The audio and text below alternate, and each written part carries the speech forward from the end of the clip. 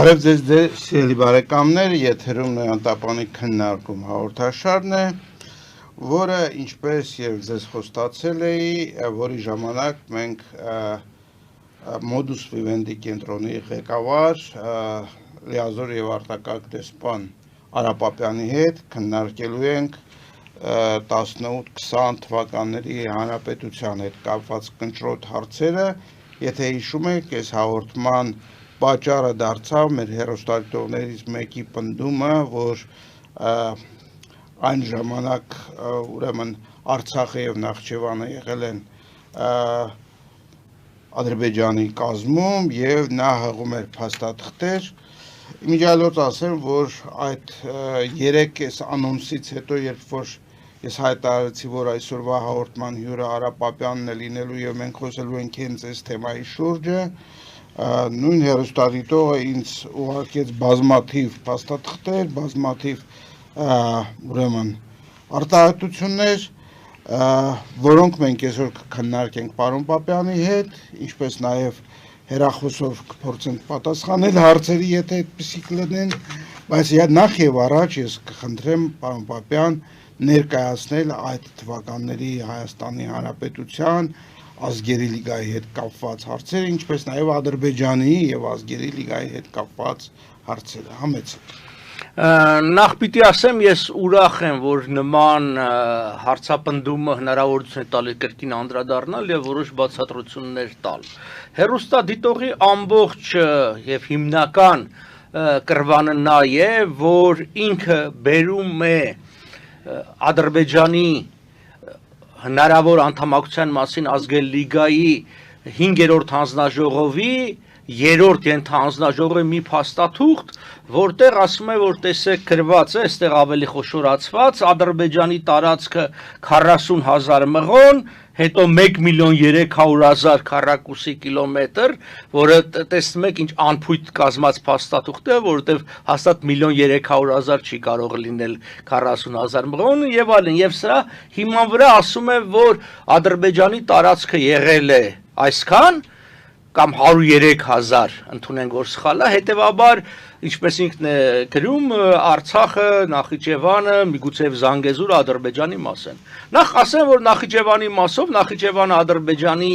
ենթակայության է տրվել Մոսկվայի 1921 թվականի մարտի 16-ի փաստաթղթով եւ հոկտեմբերին Կարսի պայմանագրով։ Հետեւաբար սա չէր կարող դրան անդրադառնալ, որովհետև Մոսկվայի պայմանագիրը ըստ էության անօրինական եւ բան է։ Մյուս կողմից, եթե անգամ ընդունենք 103,000-ը, ինչու է ինքը ենթադրում, որ դա Արցախի եւ Նախիջևանի հաշվին է։ Միգուցե դա Դաղստանի հաշվին է, ինչպես առ այսօր իրենք նկարտումներ ունեն կամ Վրաստանի։ Բայց անդրադառնանք բուն փաստաթղթի։ Հիմա միջազգային իրավունքի մեջ, ինչպես ամեն մի իրավունքի մեջ, փաստաթղթի կարգավիճակից է ածանցվում նրա օրինական կամ օրինական լինելը, նրա մեջ ամրագրված դրույթների հիմնավորությունը։ Այս հանձնաժողովը չի ունեցել երբևէ որոշելու որևէ երկրի տարածք։ Այս հանձնաժողովը պարզապես ընդունել է փաստաթղթերը, բաժանել է անդամ երկրներին այդ տվյալները, որ տվել են, ինչպես առ այսօր օրինակ ՄԱԿ-ի քարտուղարությունն է անում, որի հիման վրա արդեն որոշում են կասել իրավասու մարմինները։ Այսինքն, այստեղ հիշատակվածը ամենակարևորը մեր հայրենակից ուշադրություն չի դարձել մի շատ կարևոր հանգամանքի, որ փաստաթղթի սկզբում հստակ գրված է, որ իրենք դիմել են, ինֆորմացիաներ են ստացել եւ այս փաստաթղթի մեջ ըստ էության ամրագրված այն տեղեկությունը, որ ասում է it has obtained from the delegates of the Geneva a statement concerning the facts on which precise information was required. Այսինքն այս տեղեկությունները իրանց տրամադրվել է Ադրբեջանի պատգամավորների կողմից եւ իրենք դա տարածում են, ինչպես արվում է հայկական պատվիրակություն։ Հեռուստադիտողերից ծանոթ չի այդ գործընթացին, թե ինչպես էին ազգերի լիգայում անդամակցում եւ քարտուղարություն չէր տարածում։ Ես կարող եմ բերել նույն Հայաստանի դիմումի վերաբերյալ այս անդամակցության մասին, որտեղ նույն քարտուղարությունը տարածել է, որ Հայաստանի տարածքը 214,000 քառակուսի կիլոմետր է։ Ինչու՞, որովհետև ենթադրել է հայկական պատվիրակության հիման վրա եւ հստակելի արխիվում գրած է, որ Վան Բիթլիս, Էրզրում եւ Տրապիզոն նահանգները ամբողջությամբ Հայաստանի Հանրապետության մաս են կազմում։ Հետևաբար կրկնում եմ, առաջինը անդամակցության հարցերով զբաղվող հանձնաժողովը չի ունեցել երբևէ իրավասություն որոշելու որևէ երկրի եւ հավակնություն էլ չի ունեցել չել արել սահմանները, այդ հանձնաժողովը տարածել է ազգային պատվիրակությունների կողմից ստացած տեղեկությունները, եւ սա դուք տեսնում եք եւ հայկական պատվիրակությանով եւ առումով, եւ սա ոչինչ չնշանակող փաստաթուղթ է։ Հիմա, իսկ որն է բնականաբար, ես ինչն եմ պնդում, ինչի հիման վրա։ Ազգայնական ստեղծել է հատուկ հանձնաժողով։ Այստեղ տեսնենք, բարձ գրված է եւ շատ կարեւոր է, այս հանձնաժողովը ունեցել է նման լիազորություն եւ ինքը կոչվել է Report and Proposals of the Commission Ինչ հանձնաժողովը for the delimitation of the boundaries of Armenia, այսինքն եղել է հանձնաժողով, որը սահմանները որոշողն է եղել։ Ի տարբերություն իր հղում կատարած հանձնաժողովը, որը ընդամենը անդամակցության վերաբերյալ, որը իմիջիալոց մերժել է, հենց ասելով, որ Ադրբեջանը չի վերահսկում այդ հավակնող տարածքները եւ բնականաբար դա պատճառներից մեկն է եղել։ Հիմա այս հանձնաժողովը, որը որ ստեղծվել է ազգերի լիգայի նման իրավասություն ունեցող մարմնի կողմից, խորհրդի կողմից, եւ այստեղ տեսնում եք խորհրդի 4 մշտական անդամ երկրների ներկայացուցիչներ, այսինքն Բրիտանական կայսրություն, Ֆրանսիա, Իտալիա եւ Ճապոնիա։ Եվ իրենք որոշել են, որն է Հայաստանի Հանրապետության եւ Ադրբեջանի սահմանը, հիմք ընդունելով էթնոգրաֆիկ տվյալները,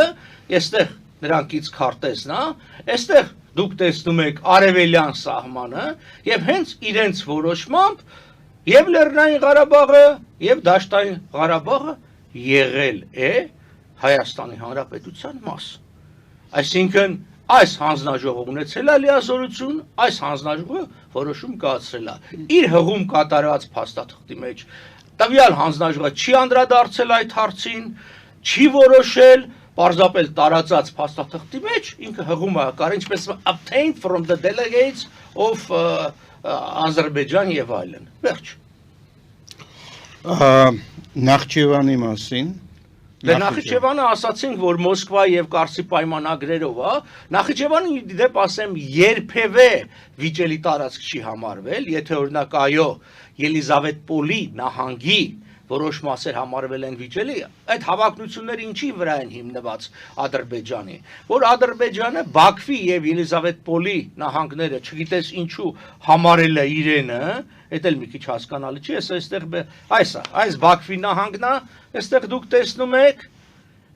որի տարածքը եղել է 37948 քառակուսի կիլոմետր եւ սա Ելիզավետպոլի նահանգն է։ Եվ այստեղ դուք տեսնում եք, այո, Ելիզավետպոլի նահանգի մաս է կազմել եւ Արցախը եւ Զանգեզուրը բնականաբար։ Մեծ Սյունիքը, բայց դա ինչ կապ ունի Ադրբեջանի հետ։ Սա ռուսական վարչական բաժանումն է։ Երևանի նահանգի մաս է կազմել Նախիջևանը։ Նույն քարտեզի մեջ է եւ այն վիճելի երբևէ չի եղել։ Այն դարել է, այսպես ասած, հավակնությունների առարկա միայն 1920 թվականի օգոստոսին, երբ որ եւ երիտթուրքերի պատվիրակությունը եւ քեմալականների պատվիրակությունը Մոսկվայում էր, բանակցություն էր վարում բոլշևիկների հետ եւ իրենք կարողացան համաշխարհային հեղափոխությամբ տարված բոլշևիկներին համոզել, որ պետք է այս տարածքները տալ Ադրբեջանին, որպիսի ցամաքային կապ ստեղծվի։ Դա կրկնում եմ օգոստոս 24-ից 26-ի Մոսկվայի առաջին կոնֆերանսն էր, որը հանգեցրեց նրան, որ արդեն հաջորդ տարի 21-ի մարտի 16-ին, այո, կնքվեց համաձայնագիր, որ Երևանի նահանգի մաս հանդիսացող այդ տարածքը, Նախիջևանի տարածքը տրվեց ոչ թե Ադրբեջանի մաս, այլ որպես պրոտեկտորատ Ադրբեջանին։ Իդեպ ասեմ, երբ որ Նախիջևանի ինքնավար հանրապետությունը ստեղծվեց Ադրբեջանի կողմից եւ արդեն ՍՍՄ-ի մաս կազմող,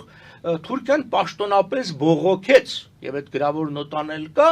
որ սա խախտում է Մոսկվայի պայմանագրի, որտեղ Մոսկվայի պայմանագրով դա նախատեսված չի։ Հետևաբար 21 թվականի ոնց որ ասած այս իրողությունները կապ չունեն ազգերի լիգայի անդամակցության հարցի հետ, որովհետև այն փաստաթուղթը, որ կա, ինքը ասում է այս նոյեմբեր ամսին է եղել դիմումը, նոյեմբեր ամսին է եղել, թե հստակ չի, որ նոյեմբերին է, 20 թե 21 թվականին, ամեն դեպքում, ուզում եմ կրկնեմ, ազգերի լիգան երբևէ չի անդրադարձել Ադրբեջանի սահմանների հարցին։ Այ հանձնաժողովը ստեղծվել է եւ նորից եմ ուզում հստակեցնել, որ այդ հանձնաժողովում միանշանակ գրված է սահմանի մասին եւ հենց այս սահմանով էլ հստակվել է Վրաստանի ու Ադրբեջանի սահմանը, այո։ Այս Ղարաբաղի հարցը փակելու հետ կապված բրիտանացի գեներալ Թոմփսոնի դերը, որովհետև համարվում է, որ ուրեմն 19 թվականի հունվարին Թոմփսոնը Արցախը դրել է Ադրբեջանի տիրապետության տակ։ Չէ, Ադրբեջանի տիրապետության տակ չի դրել, Թոմփսոնի այդ հեռագիրը, որը վկայակոչում են Անդրանիկին տված։ Վերահսկողության տակ։ Այդ ուրիշ բան, հա, Սուլթանովը նշան չէ։ Սուլթանովը այո, նշանակվել է որպես գեներալ գուբերնատոր։ Դա եղել է։ Բայց հենց այդ նույն հեռագիրի մեջ, որ ինքը դիմում է Անդրանիկին, ինքը ասում է դու մի գնա, որտեղ Փարիզում այդ հարցը որոշվում է, եւ երբ որ կորոշվի, դրանց հետո էլ իզուր մի բարդացրու վիճակը։ Անդրանիկն էլ լսում է, չի գնում, մա ճիշտ անում, չի գնում, թե բան այդ ուրիշ հարց։ Եվ Թոմփսոնը այդ առումով ճիշտ է։ Դրանից հետո 20 թվականի փետրվարի 24-ին ազգերի լիգան դնում է, որոշում է եւ Արցախը տալիս է Հայաստանին։ Վերջ, այստեղ Թոմփսոնի դերն ինչ են։ Սա գիտեք ինչու է այս ամբողջ հեքիաթները։ Թոմփսոնի այդ հեռագիրը հիշում են,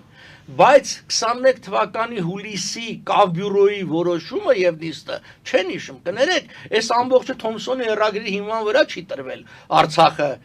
Ադրբեջանի ենթակայության տակ, այլ Կավբյուրոյի հուլիսի 5-ի որոշմամբ։ Երբ որ 4-ին մի որոշում կա, ասեցին 5-ին, իմիջիայլոց ասեմ, որ ես հենց այս հեռուստաընկերությունից իմ հեռարձակվող միջազգային հարաբերություններ եւ միջազգային իրավունք հաղորդաշարում ունեմ առանձին հաղորդում նվիրված Նախիջևանին, կարող եք վերադառնալ, նայեք այդ ամբողջ փաստաթղթերը կա։ Այո, լավ կլներ, որ Թոմփսոնը նման հեռագիր տված չլներ, բայց կրկնում դա որևէ նշանակություն չի ունեցել, որովհետև կլներ Անդրանիկը Արցախում թե չէր լինի Արցախում, եթե բոլշևիկները որոշել էին Արցախը տալ Ադրբեջանին, իրանք տալու էին։ Անդրանիկը չէր կարող դա պաշտպանել, Անդրանիկը կրվողը չէր նախ 11-րդ Կարմիր բանակի դիմաց, իսկ Արցախը օկուպացել է ոչ թե թուրքական կամ ադրբեջանական բանակը, խոսքը 21 թվականին, Կարմիր բանակը 11-րդ։ Հիմա եկեք ընդհանուր փորձենք անդրադառնալ այդ 18-20 թվականների հանրապետության ճանաչված լինելուն, ճանաչված չլինելուն, Ադրբեջանի հանրապետության ճանաչված լինելուն կամ ճանաչված չլինելուն։ Այս հարցը կարևոր է հետևյալ առումով։ Տեսեք, ի տարբերություն մեր երկու հարևանների, Հայաստանի հանրապետության իր ստեղծվելու ժամանակ, ես նկատի ունեմ Սովետական միության փլուզումից հետո, այսպես խուսափողական ձևակերպումներով գրեց իր անկախության հռչակագիրը ի տարբերություն հարևանների, որոնք պարզապես վերականգնեցին իրենց 18-20 թվականների այդ պետականությունը։ Եվ սա բերեց որոշակի խնդիրների, ես կարծում եմ, սա այն 2-3 գլխավոր սխալներից մեկն է, որ արել են Հայաստանի իշխանությունները, որը որ բերել է այսօրվա ճգնաժամին, Արցախի կորստին, Հայաստանի Հանրապետության գոյության սպառնալիքին որպես այդպիսին։ Հիմա բոլոր, ես նորից կրկնեմ, ոչ մի պաշտոնյա երբևէ որևէ հրապարակային բանավեճի, հոդվածի, իր խոսույթում որևէ մի անգամ չի հիշատակել 18-20 թվականների հանրապետությունը որպես իրավունքի աղբյուր, որը կարող էր Սովետական միության վերանալուց հետո ստեղծված հանրապետության համար դառնալ հիմք այս կամ այն հարցերը պնդելու համար։ Հակառակը նրանք գնում էին ուրեմն տարբեր սկզբունքների, սկզբում միացում եղավ, հետո փոքրամասնության ուրեմն ինքնորոշման իրավունք եւ այլն Այսինքն ակնհայտ էր, որ այստեղ կար իրավունքի այսպես որոշակի պակաս եւ երբեք Հայաստանի պաշտոնյաները չեն փորձել այդ իրավունքի պակասը լրացնել ուրեմն 18-20 թվականների հանրապետությանը տրված իրավունքներով ինչու մի շարք պատճառներ կան կարծում եմ առաջինը այն մտավախությունն էր որ եթե դա ենք հիմք ընդունում ապա հստակորեն Թուրքիան հասկանալու է, որ իր նկատմամբ կան տարածքային պահանջներ, հետևաբար չենք ուզում Թուրքիայի հարաբերությունները վատացնենք, Թուրքիան հնարավոր է մի օր մեր եղբայրը դառնա։ Այն ինչ որ անում է ներկա քաղաքականությունը, իշխանության եւ այլն, որը կարծում եմ հիմնազոր կա, որովհետեւ բազմաթիվ անգամ եմ ասել, Թուրքիան իր քաղաքականությունը չի խարսխում մեր դիրքորոշման վրա եւ այլն։ Այսինքն առաջինը Թուրքիայի հարցում մտահոգություններ էր։ Երկրորդը, որը կարծում եմ ավելի կարևոր էր, դա Ռուսաստանի դերն էր, որովհետեւ սովետական քարոզչությունը միշտ ասել է, որ սովետական իշխանությունը փրկեց Հայաստանը եւ տվեց այս 29,000 թե 28,700 չգիտեմ քանի թե ոնց որ թե առաջի սովետական Հայաստանը 30-31 եւ այլն էս տվեց։ Հիմա այստեղ մեջտեղ էր գալի որ չէ այդպես չի ընդհակառակը բոլշևիկները քո երկիրը հիմա գանք ճանաչումին քո ճանաչված երկիրը ճանաչված սահմաններով տրոհելա եւ բաժանելա ինչպես Ջեյմս Ջերարդն էր ասում Միացյալ Նահանգների դեսպանը Գերմանիայում որ սովետական Ռուսաստանը օկուպացրեց Հայաստանը կիսեց իր եւ Թուրքիայի միջև եւ իր մասից էլ որոշ հատվածներ տվեց Ադրբեջանին եւ Վրաստանին մնացածի վրա էլ փակցրեց սովետական Հայաստան պիտակը դա Ջեյմս Ջերարդի խոսքերն է մարդիկ հասկանում էին ինչա տեղի ունենում այսինքն ոչ ոք չէր ուզում իրականության աչքի նայել ռուսների հետ հարաբերություններ փչացնել ի տարբերություն օրինակ Ադրբեջանի որը իր անկախության հռչակառը միանշանակ ռուսական գոյությունը հարավային Կովկասում եւ իր ներկայիս տարածքում թեւե ժամանակ Ադրբեջան չկար բնականաբար երբ որ 803-ին 12-ին գրավելա 13-ին Գյուլիստանի պայմանն դրանց առաջել դեռ Պետրոսի արշավանքների ժամանակ մասամբ որպես կիսված եւ օկուպացված երկիր Ռուսաստանի կողմից այդ ամբողջը իրենք արել են սա էր այսինքն պատճառը ասենքն էլի այնտեղ բազմաթիվ պատճառներ կար որովհետեւ նաեւ պիտի ասեմ որ սովետական միության իսկ դրանց առաջնորդական Ռուսաստանի քաղաքականությունը դա արդեն ասեցի համաշխարհային հեղափոխության տարածումներ ամբողջ աշխարհում որը չհաջողվեց իսկ դա ուզում էին անեն իսլամական աշխարհի միջոցով բնականաբար Թուրքիայի եւ Ադրբեջանի միջոցով այո եւս մի պնդում այդ նույն ուրեմն հետազոտությունից այսպես ասենք որ Վիլսոնյան վճիռը որը որ պատրաստել էր Վիլսոնը ինքը հենված էր Սևրի պայմանագրի ստորագրման վրա եւ քանի որ Սևրի պայմանագիրը չի ստորագրվել այդ վճիռը բնականաբար ուժի մեջ չի սա այն ցավալի վիճակներից է որ մարդիկ ինչ որ բան գիտեն բայց չգիտեն ամբողջը եւ սա շատ վտանգավոր վիճակ է մարդիկ որոնք չգիտեն իրենք պնդումներ չեն անում մարդիկ որ մի քիչ գիտեն իրենք նման պնդումներ չէին անի եթե պարոնը ծանոթ լիներ իմ կողմից հրատարակած իրավարար վճիռը փաթեթին կտեսներ որ ապրիլի 26-ին Փարիզի վեհաժողովը դիմել է Ուդրո Վիլսոնի իրավարար վճիռը կայացնելու խնդրանքով մեկ եւ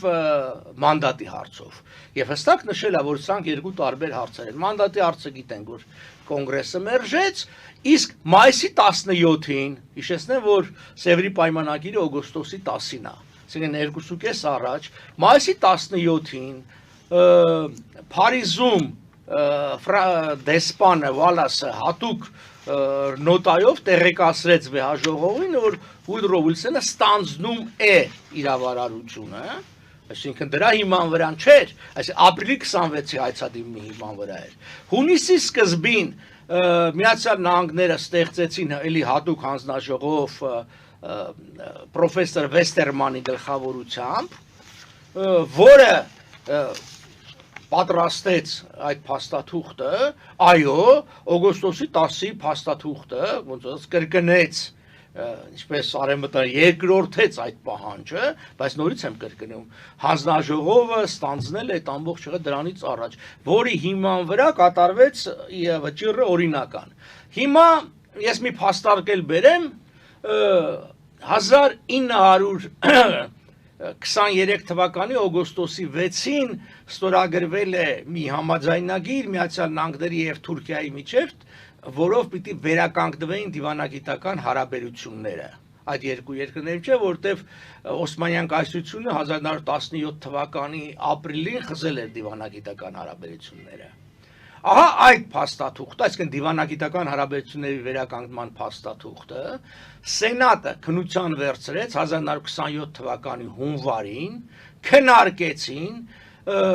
լիքը մարդ կողմեր, որ վերականգնեն դիվանագիտական հարաբերությունները, սենատոր, բայց սենատնի մեծ մասը մերժեց, այսինքն չանցավ այն հիմնավորմամբ, որ եթե իրենք այս փաստաթուղթը, այսինքն դիվանագիտական հաստատում են, ապա սա հակասության մեջ է մտնում Վուդրո Ուիլսոնի իրավարար վճռի հետ։ Այսինքն Սենատը իր քվեարկությամբ 1927 թվականին արդեն Լոզանի պայմանագիր, Կարս, Մոսկվա բոլորից հետո վերահաստատեց, որ Վուդրո Ուիլսոնի իրավարար վճռը ուժի մեջ է։ Ես չեմ կարծում, որ որևէ մեկը լինի հեռուստադիտողը, լինի ես, շատ ավելի, այսպես ասած, այդ հարցին տեղյակ են, քան են սենատորները, որտեղ անգամ այն սենատորները, ովքեր հանդես էին գալիս հօգուտ վավերացնելու դիվանագիտական հարաբերության վերականգնումը, որևէ մեկը երբևէ չի ասել, որ իրավարար վճռը ուժի մեջ չի։ Հետևաբար իրավարար վճռը ուժի մեջ է, հա, իմիջիայլոց ես այս դեպքը պատմել եմ,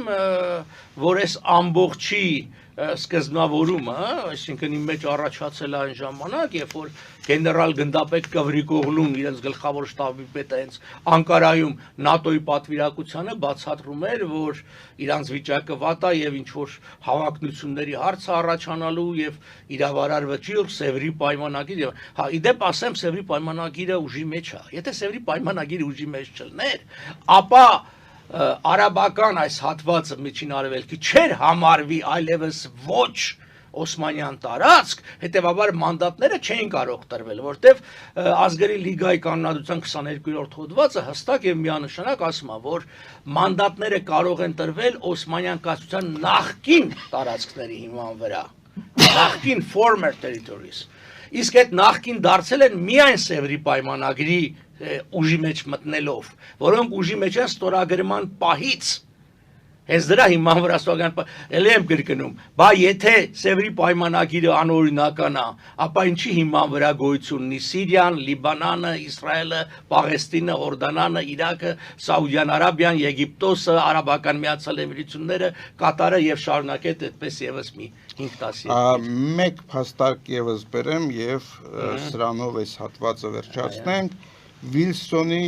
նամակի մասին բրիտանական դեսպանին, ըստ որի նա այնտեղ պնդում է, որ իր այդ վճիռը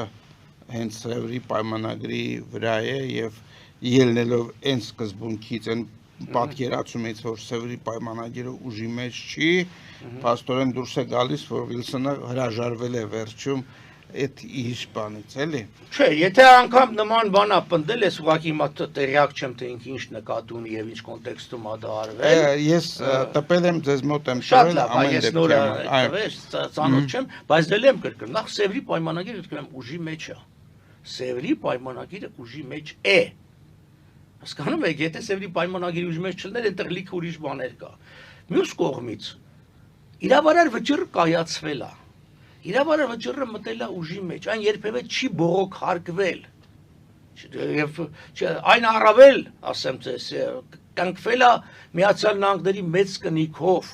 ենթաստորագրվել է բողոք հարկվելու իրավունք ունեն երկու ամսվա ընթացքում, 2 ամիս իրավունք ունեն, այո, եթե իրար վրա չռակատացվում, եւ ես էլի ունեմ խորհուրդ կտամ իմ հաղորդումները նայեք, ես բերել եմ այն բոլոր 4 հիմքերը, որով կարելի է բողոքարկել, 4 հիմքերից որևէ մի հիմքն էլ բան չի,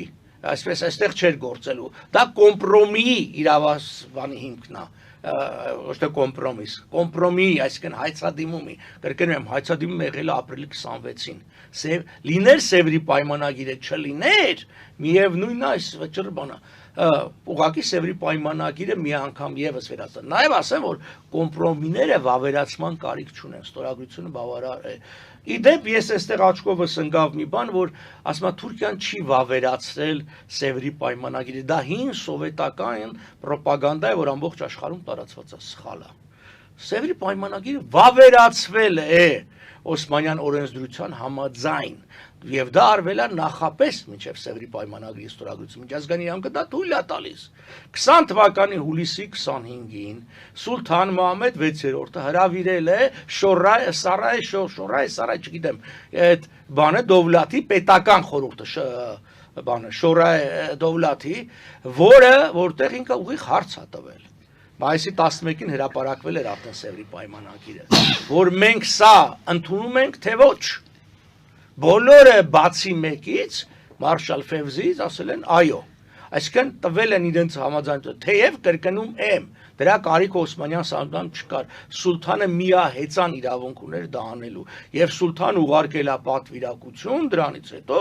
օրինական, որոնք ստորագրել են, ընդունել են եւ այլն։ Հետեւաբար թե ինչ հա գրել Ուիլսոնը ինչ որ միտեղ ինչ նամակի մեջ հատկապես դա հաստատ իր կարգավիճակով այդ փաստաթուղթը ավելի ցածր է քան իրավարար վճիռը եւ Միացյալ Նահանգների կնիքը։ Հիշեցնեմ, որ մենք զրուցում ենք Modus Vivendi կենտրոնի ղեկավար արտակարգ լիազոր դեսպան Արա Պապյանի հետ մեր քննարկումը 18-20 թվականների Հայաստանի ճանաչումն է եւ բոլոր այդ տարակարծությունները այդ խնդիրների շուրջը։ Մենք խոստացել ենք հեռախոսներին պատասխանել, այնպես որ ընդունում եմ առաջին հեռախոսազանգը, բարև ձեզ, դուք եթերում եք, հիշեցնում եմ, որ ձեր հարցը պիտի լինի հենց այս թեմայի շուրջը։ Լսում ենք ձեզ։ Ես համաձայն եմ, որ ռուսները սրբություն չունեն, Նախիջևանը 21 թվին 1900 Թուրքիայի բան արեցին, կռվախնձոր սարքեցին, աշխարհը զարմանում է։ Ես դրսում եմ ապրում, մենդ ոնց է տենց ակարտել է։ Դա հասկանալի է։ Բայց հարց կա էլի, շատ լուրջ հարց եմ ուզում տամ, պատմաբանին։ Ախր ես անգլիացիքել են այդ ձևի։ Իրոք այդ ձևի է։ Դες ասենք իրանք ասում են Գրենլանդիան մեզ տվեք, այն մեզ տվեք, նույն բաները անում են։ Սուրը ուժեղի մոտ մեղավոր է, իսկ մենք հայերս, կոնկրետ ես, թողնում գնում ենք Հայաստանից։ Ու նման հազարավոր մարդիկ։ Շնորհակալություն ձեր զանգի համար։ Այո, կարևոր հարց եք բարձրացնում, բայց այստեղ ինձ թվում է խորքային հարցը, դա միջազգային իրավունքի աշխատող կամ չաշխատող լինելու մեջ է։ Դե միջազգային իրավունքը խորքի մեջ եւ ընդհանուր առմամբ աշխատել է։ Եթե միջազգային իրավունքը չաշխատեր եւ առաջին եւ երկրորդ համաշխարհային պատերազմից այդ տարբեր այնտեղ Փարիզի կոնֆերանսներ, մյուսի դեպքում ասենք Թեհրան, Յալտա, Պոտսդամ եւ այլն, այն ինչ որ մենք տեսել ենք, սրա տասնապատիկ պատերազմներն ու, չգիտեմ, մեծ երկրների հարցակվելը փոքրների վրա, ցած տալի, որ աշխատել է, երբեք համաշխարհային պատմության մեջ խաղաղության այդքան երկար դարաշրջաններ չեն եղել։ Ինչ վերաբերում է, որ Անգլիան էլ է այդպես, չգիտեմ, ինքը հա բնական է, բոլոր կայսրություններն էլ ինչ որ շահեր ունեն, երկրներ են գրավում, որևէ մեկը չի ասում, որ Անգլիան կամ Ֆրանսիան սուրբ են։ Այսինքն բարոյական սկզբունքները այստեղ գործ չունեն, չէ՞, մենք իրավունքի մասին ենք խոսում։ Այո, իրավունքի մասին ենք հենց խոսում, եւ դες տակ հասկանալ, որ այսինքն դրանք տարբեր փուլերով են անցել, այսինքն 1648-ին Վեստֆալիայի համաժողովը, 1815-ին Վիեննայի եւ հետո առաջի երկրորդ համաշխարհային ձևավորվել է այս ամբողջ, այն ինչ որ մենք հիմա ունենք, սա չի եղել, ասենք 100 տարի կամ 200 տարի առաջ եւ այլն։ Մյուս կողմից շատ բան կախված է տարբեր երկրների, ասենք դիրքորոշումների հետ։ Հիմա մենք տեսնում ենք Թրամփը եկել է, ինքը երբ որ Գրենլանդիայի մասին է խոսում, դա Թրամփն է, չէ՞ խոսում։ Բայց դեռ չի նշանակում, որ Ամերիկան հարձակվելու է Գրենլանդիայի վրա կամ գրավի կամ բոլորն են այդպես։ Ուղղակի խնդիրը հետեւյալն է, որ 1921 թվականին իբր Ռուսաստանը մեր դաշնակիցն էր ու մեզ ծախեց, սրա մասին է խոսքը։ Եթե Ռուսաստանն որպես թշնամի ընկալեինք, այդ ուրիշ հարց է, մեր ոնց ասած նեղվածություն դրանից չի, ինչպես Արցախի հարցում է։ Հա մյուս երկրներն էլ բան չարեցին, բայց այդ պարտավորությունները Ռուսաստանի վրա էր եւ նա էր մեր դաշնակիցը։ Այո։ Շատ լավ, հաջորդ հեռախոսազանգը ընդունենք, բարև ձեզ, դուք եթերում եք։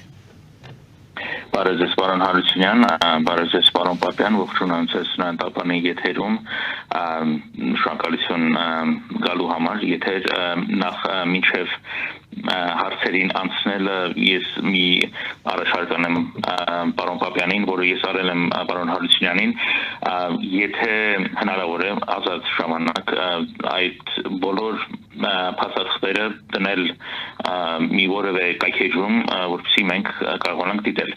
Ախազսեմ նախ, որ ես մասնագետ միջազգային հարաբերությունների մասնագետ չեմ, չնայած ունեմ որոշակի կրթական փորձ,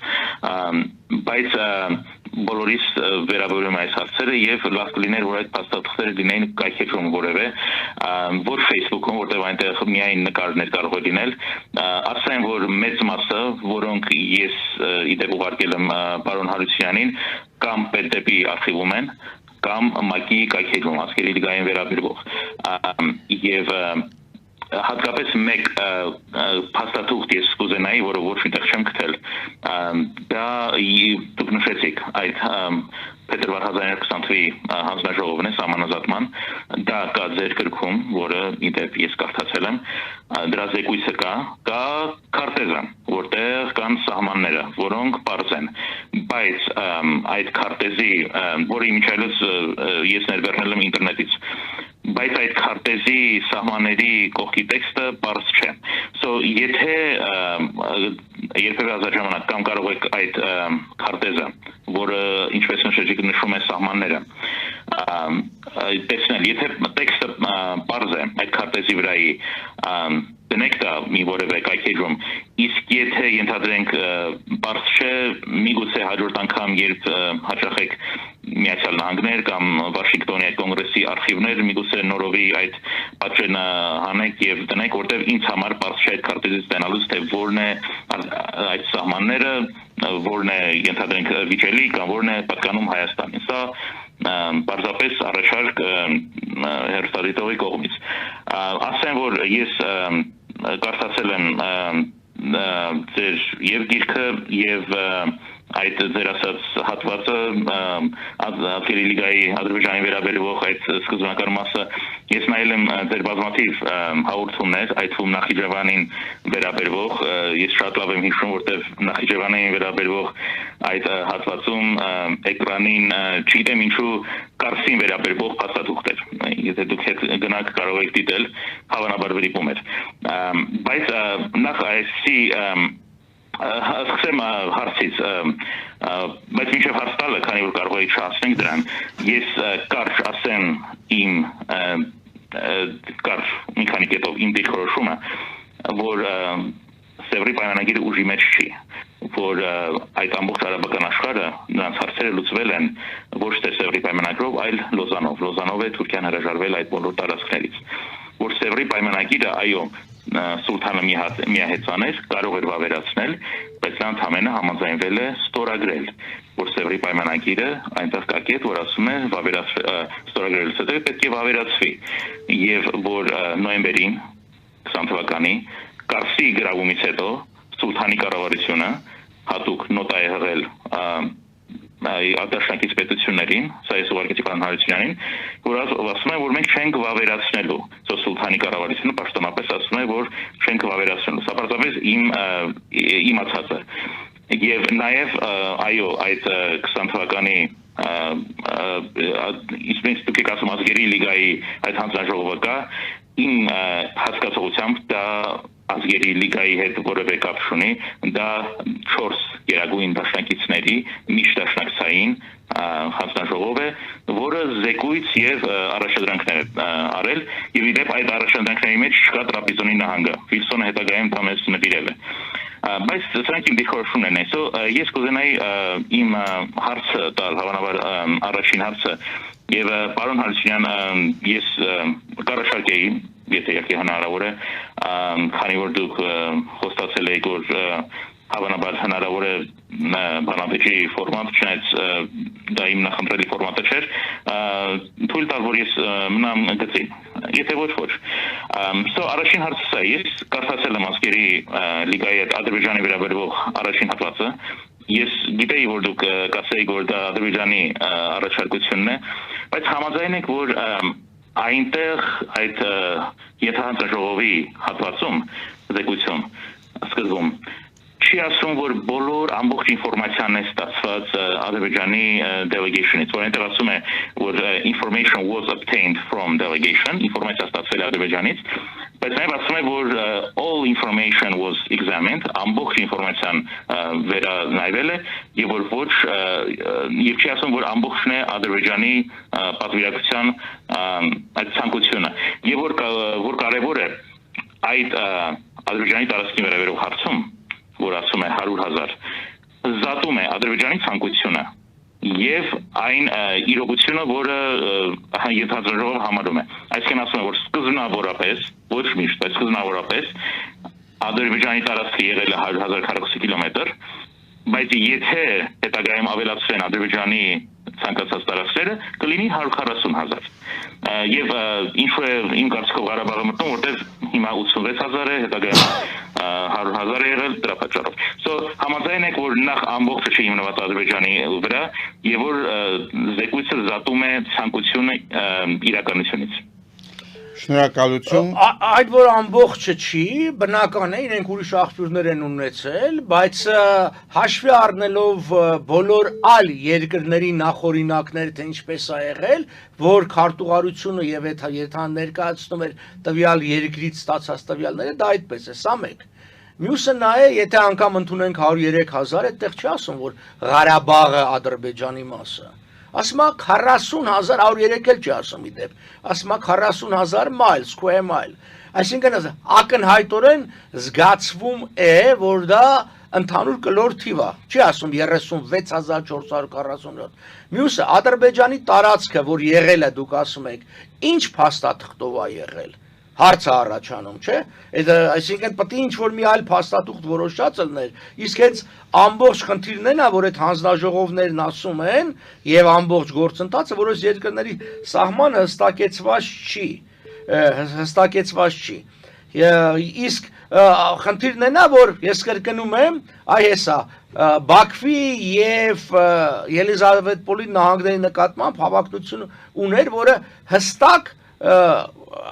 ազգերի լիգան վարչական բաժանումը հիմք չի ընդունել։ Մյուսը, ինչ վերաբերում է Լոզանի պայմանագրով, ոչ, Լոզանի պայմանագրով չէ, որտեղ Լոզանի պայմանագիրը ստորագրվել է 23 թվականի հուլիսի 24-ին եւ ուժի մեջ է մտել 24 թվականի տարվա կեսերին, չեմ հիշում երբ։ Իսկ մանդատները տրվել են Մեծ Բրիտանիային եւ Ֆրանսիային արդեն 1922 թվականին, այսինքն դեռևս Լոզանի պայմանագիրը ստորագրած չկա, կրկնում եմ, իսկ մանդատները իրավունք ունեին տրվելու, եթե այդ տարածքը դադարել էր լինել, այսինքն ենթամանդատային տարածքը դադարել էր լինել Օսմանյան կայսրության։ Դա, այսինքն անհերքելի փաստ է, կարելի է մտնել, նայել, որ մանդատը երբ է տրվել, կրկնում եմ, դա տրվել է մինչև Լոզանի պայմանագրի ուժի մեջ մտնելը։ Իսկ որ այսինքն վավերացման հարցը նորից են գալիս, կրկնում եմ, Սևրի պայմանագիրը օրինականը եւ ուժի մեջ է։ Եթե դուք նայում եք Վիեննայի կոնվենցիայի երկրորդ հոդվածը միանշանակ գրված է, որ պայմանագիրը դա այն գրավոր փաստաթուղթն է, հա, եւ ուժի մեջ է համարվում, եթե այն ստորագրված է contracting parties, այսինքն դա այլ կարգավիճակի փաստաթուղթ է։ Այսինքն դա անկախ հենց հստակ գրված այն ուժի մեջ անկախ վավերացումից։ Վավերացման կարիք կա չկա եւ այլն, դա լրիվ ուրիշ հարց է։ Եվ այստեղ շատ կարեւոր է, որ միջազգային իրավունքը միանշանակ ընդունում է, որ տեղի է ունեցել Մուդրոսի զինադադարով unconditional surrender, այսինքն իշխանությունը տրվել է հաղթողներին եւ նրանք են որոշել ինչ պիտի արվի։ Ինչպես օրինակ երկրորդ համաշխարհային պատերազմից հետո որևէ մեկը Գերմանիայի վավերացումին չէր նայում, կամ նույն երբ որ հաղթողները որոշում են պարտվողների ճակատագիրը։ Ինչ վերաբերում է այդ փաստաթղթերը դնելուն, այո, ես դրա վրա աշխատում եմ։ Դա տարիների եւ տասնյակ հազարավոր դոլարների հարց է, դա այդքան հեշտ գործ չի։ Ես վերջերս $2000 տվել եմ, որ կայք սարքեն, հետ հաջող չեն սարքել, չի լինում, բայց այդ ամբողջը դնել, պատրաստել, upload անել, դու այդ գործի ծավալը չեք պատկերացնում։ Դրա համար ինստիտուտներ են աշխատում, այսինքն։ Ինչ վերաբերում է այդ նշալ քարտեզին, խոսքը այս քարտեզի մասին է, ինչու հստակ չի երևում եւ ինչու upload անել չի լինում։ Սա շատ մեծ ծավալի քարտեզ է։ Սա շատ մեծ ծավալի քարտեզ է, այս սեղանի կեսի չափ, որը պահպանվում է NARA-ում, National Archives and Records Administration-ում, Washington DC-ում, College Park բնակավայրում, որտեղ հենց իրենց ազգային եւ պետական արխիվն է Միացյալ Նահանգների, չգիտեմ, email տվեք, ես կարող եմ այդ email-ով ուղարկել, եթե ծավալը իհարկե կգա, եւ այդտեղ նայեք, բայց այստեղ բանա,